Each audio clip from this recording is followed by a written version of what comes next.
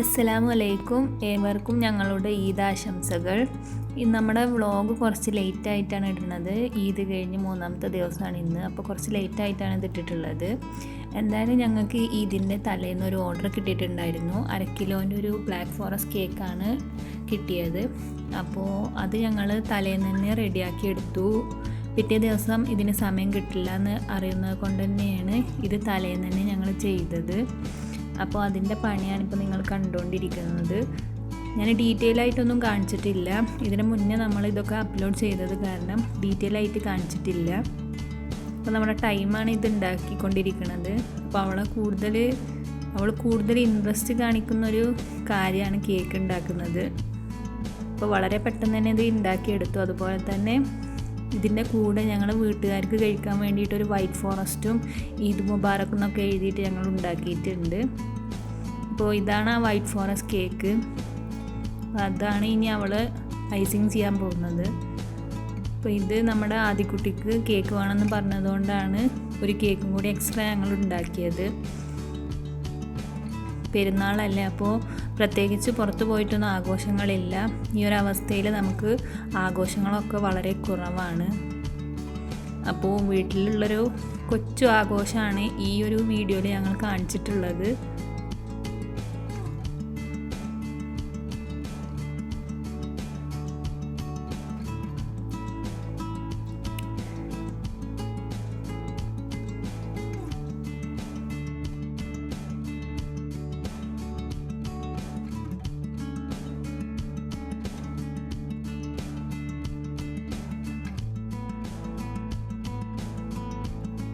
അപ്പോൾ ഇത് ഓർഡർ ചെയ്തവർ പറഞ്ഞിരുന്നു ആഘോഷങ്ങളില്ലാത്തതുകൊണ്ട് അവർക്ക് ഈദ് മുബാറക് എന്ന് എഴുതിയിട്ട് തന്നെ വേണമെന്ന്. അപ്പോൾ ഞങ്ങളങ്ങനെ അത് തയ്യാറാക്കി. പിറ്റേ ദിവസം ഒരു 5:45 നേരത്താണ് എണീക്കുന്നത്. എണീറ്റ പാടെ സുബൈ നമസ്കാരം കഴിഞ്ഞിട്ടാണ് അടുക്കളയിലേക്ക് കയറിയത്. അപ്പോൾ സമയം ഒരു 6:15 ആയിരുന്നു. 6:15 കഴിഞ്ഞിരുന്നു. അപ്പോൾ ആദ്യം തന്നെ ചായക്കുള്ള വെള്ളം നമ്മൾ അടുപ്പത്ത് വെച്ചിട്ടുണ്ടായിരുന്നു. പഞ്ചസാരയൊക്കെ ഇട്ടിട്ട് വെള്ളം തിളക്കുന്നേ ഉള്ളൂ.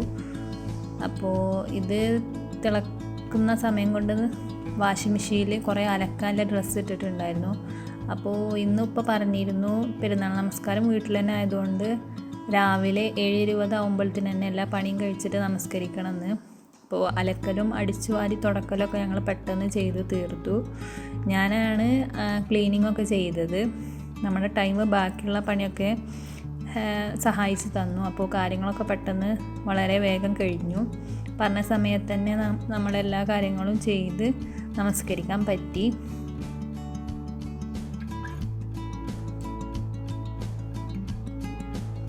അപ്പോൾ അലക്കൽ ബാക്കി ഉമ്മ ചെയ്തു.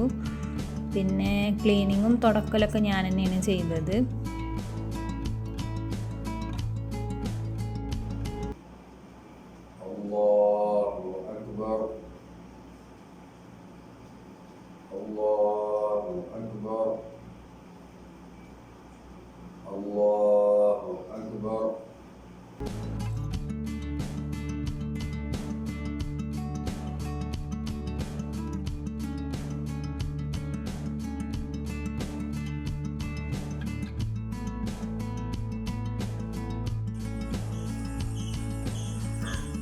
ഹായ്, ഹലോ, അസ്സലാമു അലൈക്കും.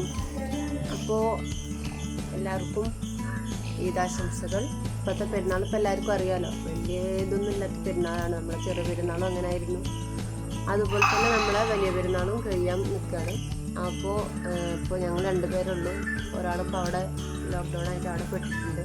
ചെറിയൊരു വലിയ പെരുന്നാളിൻ്റെ ഒരു വ്ളോഗായിട്ടാണ് വന്നിട്ടുള്ളത്. അപ്പോൾ പ്രത്യേകിച്ചൊന്നുമില്ല, അവിടെ വീട്ടിൽ തന്നെ കൂടാണ്. വീട്ടിൽ ഞങ്ങൾ തന്നെ ഉള്ളൂ. പിന്നെ പുറത്തേക്ക് പോകാനില്ല, ഇപ്പുറത്തേക്കൊന്നും പോകാൻ പറ്റുന്നൊരു സാഹചര്യമല്ല.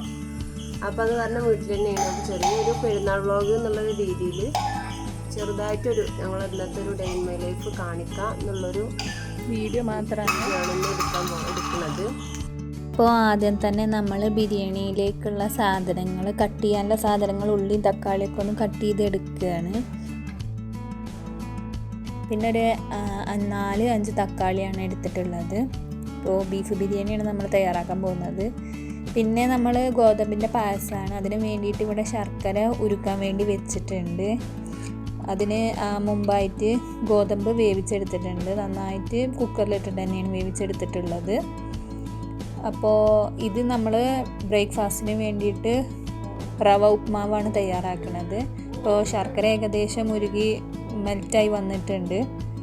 ഇനി ഇതിലേക്ക് നമ്മൾ വേവിച്ച് വെച്ച ഗോതമ്പ് മിക്സ് ചെയ്യാണ്.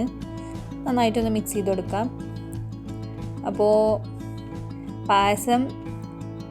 പായസത്തിൻ്റെ രണ്ടാം പാലാണ് വീണ്ടും ഇതിൽ ചേർക്കുന്നത്. അപ്പോൾ ഇവിടെ ഉപ്മാവിന് വേണ്ടിയിട്ട് നമ്മൾ കടുകൊക്കെ പൊട്ടിച്ച് വെള്ളം ഒഴിച്ച് കൊടുത്തിട്ടുണ്ട്. അപ്പോൾ നമ്മുടെ ഉപ്മാവ് ഏകദേശം ഒക്കെ റെഡി ആയിട്ടുണ്ട്. ഇനി ചെറിയൊരു ഫ്ലെയിമിൽ ഇട്ടിട്ട് നമ്മൾ കുറച്ച് നേരം അടുപ്പത്ത് വെക്കുകയാണ്. പായസത്തിൻ്റെ ഒന്നാം പാലാണ് ഇപ്പോൾ ചേർത്തുകൊണ്ടിരിക്കുന്നത്. നന്നായിട്ടൊന്ന് ഇളക്കി മിക്സ് ചെയ്ത് കൊടുക്കാം. അപ്പോൾ ഇനി അതിലേക്ക് നമുക്ക് മിൽക്ക് മെയ്ഡാണ് ചേർത്ത് കൊടുക്കാനുള്ളത്. അതൊന്ന് ചേർത്ത് കൊടുക്കാം. ഇനി അതിൻ്റെ മുകളിലായിട്ട് കുറച്ച് ഏലക്കാപ്പൊടിയാണ് ഇട്ട് കൊടുക്കുന്നത്. അപ്പോൾ നമ്മൾ ഇവിടെ നിന്ന് പുളിയഞ്ചിയും കൂടി ഉണ്ടാക്കുന്നുണ്ട്. അപ്പോൾ അതിനാവശ്യമായിട്ടൊരു വലിയ ഒരു നാരങ്ങയുടെയൊക്കെ വലിപ്പം ഉള്ളൊരു പുളിയാണ്, ആ ഒരു അളവിലാണ് പുളി എടുത്തിട്ടുള്ളത്. പിന്നെ അതിലേക്ക് ആവശ്യമായിട്ടുള്ള ഇഞ്ചി കുറച്ച് കൂടുതൽ വേണം പുളിയഞ്ചി റെസിപ്പിയിലേക്ക്. അപ്പോൾ നമ്മൾ നേരത്തെ പറഞ്ഞ പോലെ ബിസ്തക്കുള്ള ഉള്ളിയാണ് നമ്മൾ ഫ്രൈ ചെയ്തുകൊണ്ടിരിക്കുന്നത്. അപ്പോൾ മറ്റേ സ്റ്റൗവിൽ നമുക്ക് പുളിയഞ്ചി തയ്യാറാക്കാം. അതിന് വേണ്ടിയിട്ട് ആദ്യം ഒന്ന് കടുക് പൊട്ടിച്ചെടുക്കണം. പിന്നെ അതിലേക്ക് കറിവേപ്പില ചേർത്ത് കൊടുത്ത് അരച്ച് വെച്ച ഇഞ്ചി നന്നായിട്ട് പേസ്റ്റ് പോലെ അരച്ചെടുക്കണം. അതാണ് ചേർത്ത് കൊടുക്കേണ്ടത്. നന്നായിട്ടൊന്ന് കുറച്ച് പച്ചമുളക് ഇട്ട് കൊടുത്തിട്ട് ഒന്ന് വഴറ്റിയെടുക്കണം. അതിലേക്കാണ് നമ്മൾ പുളി ചേർത്ത് കൊടുക്കുന്നത്. പിന്നെ മധുരത്തിന് വേണ്ടി നമ്മൾ ശർക്കരയാണ് ഇതിലും ചേർക്കുന്നത്. പിന്നെ ശർക്കര മെൽറ്റ് ചെയ്യാൻ വേണ്ടി വെച്ചിരിക്കുകയാണ്. അപ്പോൾ ഫ്രൈ ആയ ബിസ്ത നമുക്ക് കോരിയെടുക്കാം. ഇപ്പോൾ ശർക്കര മെൽറ്റായിക്കൊണ്ടിരിക്കുന്നേ ഉള്ളൂ. മെൽറ്റായി വന്നിട്ടുണ്ട്. ഇവിടെ നമ്മൾ അച്ചാർ പൊടിയാണ്, കുറച്ച് കൂടുതൽ അച്ചാർ പൊടി വേണം ഇതിൽ ചേർത്ത് കൊടുക്കാൻ. നന്നായി തിളപ്പിച്ചിട്ട് വേണം നമ്മൾ പുളിയഞ്ചി റെഡിയാക്കി എടുക്കാൻ. അതിലത്തെ വെള്ളം വറ്റുമ്പോഴാണ് നമുക്കതിൻ്റെ കറക്റ്റ് ടേസ്റ്റ് കിട്ടുന്നത്. ഇപ്പോൾ നമ്മുടെ പുളിയഞ്ചി റെഡി ആയിട്ടുണ്ട്. ഈ ഒരു കൺസിസ്റ്റൻസി വേണം പുളിയഞ്ചി എപ്പോഴും. ഇവിടെ ആറിയതിന് ശേഷം നന്നായിട്ട് ഇത് പുളിയഞ്ചി ടൈറ്റായി വരും. അപ്പോഴാണ് നമുക്ക് ആ ഒരു ടേസ്റ്റ് കിട്ടുക. പിന്നെ നമ്മുടെ ഇവിടെ മസാല ഉണ്ടാക്കാൻ തുടങ്ങിയിട്ടുണ്ട്. അപ്പോൾ നമ്മൾ ആദ്യം ഉള്ളിയും തക്കാളിയും വഴറ്റിയെടുക്കുകയാണ്. അപ്പോൾ ആദ്യം അതൊന്ന് വഴന്ന് വരട്ടെ. അപ്പോൾ ആ സമയം കൊണ്ട് ഞങ്ങളെല്ലാവരും നേരത്തെ കുളിച്ച് നമസ്കാരമൊക്കെ കഴിഞ്ഞു എന്ന് പറഞ്ഞപ്പോൾ ഇവരും കുളിച്ച് വേഗം പോയി നമസ്കരിക്കുകയാണ്. ഇപ്പോൾ പെരുന്നാളൊക്കെ ആയപ്പോൾ പറഞ്ഞപ്പോൾ അവരെന്നെ അവരെ ഇഷ്ടത്തിന് ഒറ്റയ്ക്ക് വന്ന് നമസ്കരിച്ചുകൊണ്ടിരിക്കുകയാണ്. അപ്പോൾ മോള് അവനേറ്റുമായിട്ട് അധികം പ്രശ്നം ഉണ്ടാക്കുകയാണ്. എന്തെങ്കിലും ഒരു കാരണം കിട്ടി തല്ലുണ്ടാക്കാൻ വേണ്ടി നടക്കുന്ന ഒരാളാണ് അവൾ. അപ്പോൾ നമ്മുടെ ചോറിനുള്ള ക്യാരറ്റാണ് ഈ ഇട്ട് കൊടുത്തിട്ടുള്ളത്. ഇനി ഇതൊന്നും ഞാൻ ഡീറ്റെയിൽ ആയിട്ട് പറയുന്നില്ല. ഇതൊക്കെ നമ്മൾ എല്ലാവർക്കും അറിയുന്ന റെസിപ്പീസ് ആയതുകൊണ്ടാണ് ഞാൻ പെട്ടെന്നൊക്കെ കാണിച്ച് പറഞ്ഞു പോകുന്നത്. അപ്പോൾ അതിലേക്ക് ആവശ്യമായിട്ടുള്ള വെള്ളം നമ്മൾ വറ്റിച്ചെടുക്കുകയാണ്. അപ്പോൾ അതിനാവശ്യമായിട്ടുള്ള വെള്ളം ഒഴിച്ച് കൊടുത്തിട്ടുണ്ട്. ഇപ്പോൾ മസാലയിൽ നമ്മുടെ ഉള്ളിയും തക്കാളിയൊക്കെ വന്ന് ഇപ്പോൾ അതിലേക്ക് മസാലപ്പൊടികളാണ് ചേർത്തുകൊണ്ടിരിക്കുന്നത്.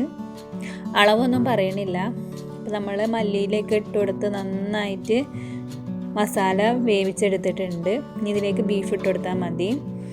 അപ്പോൾ ചോറിനുള്ള വെള്ളം തിളച്ചിട്ടുണ്ട്. നമുക്ക് അരി ഇട്ട് കൊടുക്കാം. അപ്പോൾ 2 നേരത്തിനായിട്ടാണ് ചോറുണ്ടാക്കിയിട്ടുള്ളത്. അപ്പോൾ ചോറ് മസാലയൊക്കെ റെഡിയായി. നമ്മൾ ദം ചെയ്യാൻ വേണ്ടിയിട്ട് ഒരു വലിയ പ്ലേറ്റ് എടുത്ത് അതിൻ്റെ സൈഡിലായിട്ടാണ് മസാല ഇട്ട് കൊടുക്കുന്നത്. അപ്പോൾ നമ്മൾ നേരത്തെ പറഞ്ഞതുപോലെ ഞങ്ങൾക്കുണ്ടാക്കിയ കേക്ക് കട്ട് ചെയ്യാണ്. ഇവർ 2 പേരും തന്നെയാണ് മെയിൻ കട്ടിങ്ങിന്.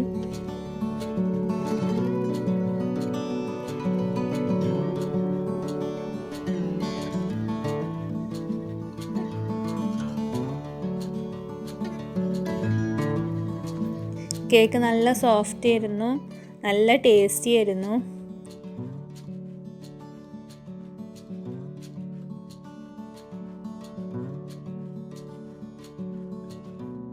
കേക്കും പായസമൊക്കെ കഴിച്ച് വയറ് നിറഞ്ഞിരിക്കുകയാണ്. ഇനി കുറച്ച് കഴിഞ്ഞിട്ട് വേണം ബിരിയാണി കഴിക്കാൻ.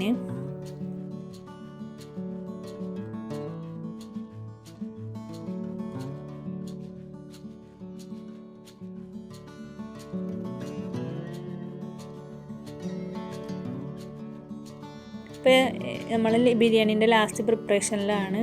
മുകളിൽ നമ്മൾ മല്ലിയില ഇട്ട് കൊടുക്കുകയാണ്. ഇനി ഇത് ദമ്മിന് വെക്കുകയാണ് ചെയ്യുന്നത്. ഇപ്പോൾ നമ്മൾ കശുവണ്ടിയും കിസ്മിസും ബിസ്തൊക്കെ അതിൻ്റെ മുകളിൽ വെച്ച് കൊടുത്തിട്ടുണ്ട്. നമ്മൾ നേരത്തെ ഉണ്ടാക്കിയ പുളിയഞ്ചിയാണ്. ഇത് ചൂടൊക്കെ പോയി നല്ല ടൈറ്റായി വന്നിട്ടുണ്ട്.